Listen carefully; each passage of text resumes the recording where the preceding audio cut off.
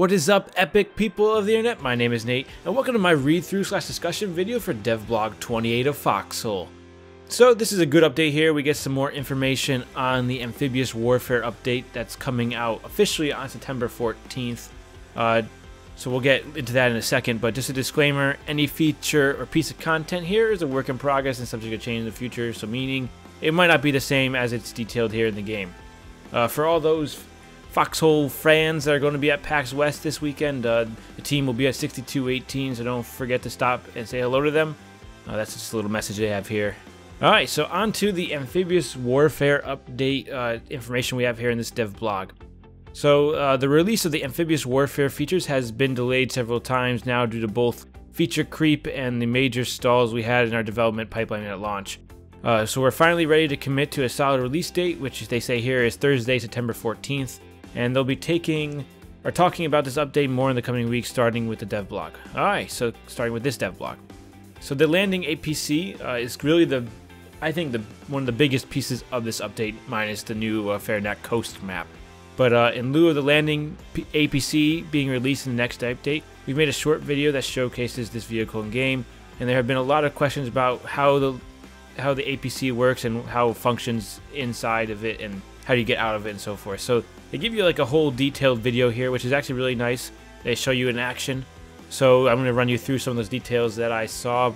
We'll save the video. You guys can watch that in your own time. I'll put the link to the Devblog down in the comments or down in the description. So basically, some questions are being answered. You can use some weapons. You can use health kits. You can still take damage while inside the vehicle from all sorts of arms and fires and grenades.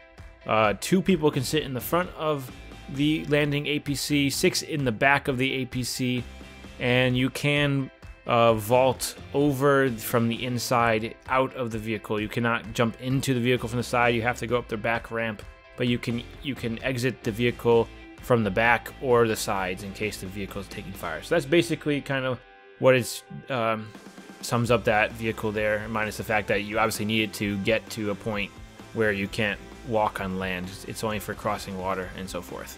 So the shipyard is the other building that they're going to be adding to the game. The shipyard is a rebuildable world structure that will exist on water-heavy maps like Endless Shore and the upcoming Fairneck Coast. It will be used to build water-based vehicles such as the barge, as we'll discuss in a second. It says here, it is also the only place where ships can load and unload cargo. In order to secure a shipping lane, shipyards on both ends must be captured and rebuilt. Interesting. Oh, that's very cool. All right. So here's some concept pictures of the shipyard. So you have the first ones, what it's going to look like built and what it's going to look like destroyed. And you can kind of see here some of the reference pictures that they used there. It's kind of cool. I like the look of it. All right, so let's look at the second vehicle that they're going to be adding with this amphibious warfare update. So they're going to be adding in the barge. We have several ideas rolling around on how players could move vehicles across bodies of water that weren't connected by pre-existing bridges, including allowing players to build their own bridges in the end. We felt that allowing players to ferry their vehicles via a barge of some sort was the most flexible solution, and I agree. The barge is a lightly armored, slow-moving ship that can ferry heavy cargo like vehicles, equipment, or infantry across rivers and canals.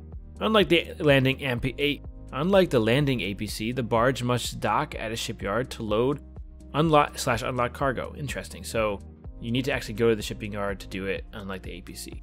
So due to its lack of armor and defenses, it should only be brought through shipping lanes that have been fully secured. So as we mentioned here, you need shipping lanes on both sides of the body of water, which is created by having both shipyards, and that gives you, obviously you need to defend it. So if you have enemies sitting at the dock that you have to unload at, it's not going to be good to sit there and do that. So here's another in-game model of the barge. It looks pretty good. It looks like there's only going to be able to fit one vehicle on there at a time, which I feel like is very interesting based on the size of those barrels in there and the size of this. So it looks like we'll be able to get one. I wonder if this is more for just tanks and half-tracks, or what. Well, obviously we're going to get trucks across too at some point, because you need to get trucks. But I wonder if the barge has a heavy inventory space like the truck, and you actually need to bring the truck over with a full set of resources, or can the resources be departed into the barge itself? That's a good question that we should ask. Of course, my favorite color here is orange because orange is the best color on the planet. Just say, so I vote reference A or concept A here.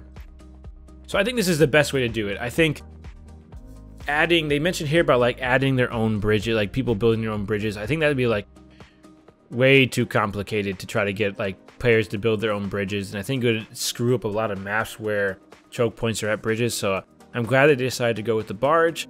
I hope they make like a bigger version that holds like a couple vehicles or something in the future. So, but I think this amphibious warfare update is really going to be cool. I think it's adding a lot of vehicles that will add different aspects of the game that will allow us to get into farther more vehicles and stuff like that go in the water, like boats and different maybe, I don't know, way down the line. This is like way down the line, like battleships of some sort, and more different vehicles and stuff. I think it'd be cool to have like water support down the river. It'd help you attack different towns that are on different ocean lines and rivers. I think it'd be a really cool addition to the game to have boats, and so I think this is a great start, and they're obviously going to have more vehicles if they're going to make a whole building for it, so there are going to be more vehicles coming, I can tell you that. Alright, so the next, we're moving a little bit away from the water part of this update that should be coming out. So they're bringing back anti-tank mines. So ever since we removed land mines from the games months ago, we've been figuring out a way to bring them back. Mines didn't work previously because they were easy to grief with, caused a lot of accidental friendly fire incidents, and weren't used effectively very often. After months of thought, we're ready to bring them back in the form of anti-tank mines, which is good. Anti-tank mines will detonate when heavy vehicles like half-tracks and light tanks drive over them.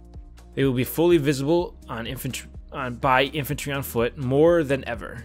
It will be important for heavy vehicles to be escorted by foot soldiers. Mines can be dismantled using a wrench. So this is good. I think this would be good to bring back another use for the wrench. I think it's good to have land mines because it'll actually help us destroy anti-tank, or help us do the anti-tank stuff. I'm hoping these aren't really sulfur heavy. I hope there probably will be. I guess that's another interesting question. I'm still looking for that extra weapon other than HE grenades that can help take down tanks that doesn't require sulfur. As I mentioned in my previous video, I'll link that in the top right, where I talk about maybe adding an anti-tank rifle. So I think it'd be cool to have these anti-tank mines back. They were really fun with land mines if like actually using them correctly, and then of course you're just driving down friendly territory and a griefer put one in a road and your truck got blown up. So I'm glad that those won't be affected by, I'm hoping based on what it says here, like heavy vehicles. So I'm hoping like the trucks won't actually be detonated by them and so forth. So that, I'm pretty glad by that, and hopefully they won't be used by griefers. Okay, next set of information here, slow wounds. With our current focus on non-combat features for Foxhole, we're going to be adding an ability called slow wounds that will allow players to aid critically wounded friendlies and keep them alive for a couple of more moments in battle. Hopefully long enough for a medic to arrive. The ability is stackable, meaning that multiple players can apply pressure to wounds of a downed player, keeping the player alive for even longer. I think this is a cool concept. I read about it a little bit before, and I like that it is stackable because currently like the med kit isn't stackable.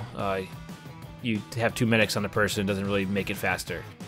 So I think this is really cool. I really think this is going to be more for those squads that are moving through the woods, and you meet up with an enemy squad and you kill the enemy squad, and you have that one guy who's like down and your medic was shot, so he's dead, and like you want to save that one teammate because you're so far away from base until your medic can get back and revive him.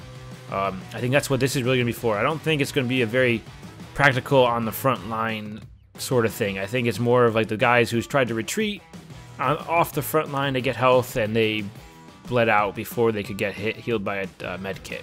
So instead of, and then you're just kind of waiting for a guy to get to a trauma kit.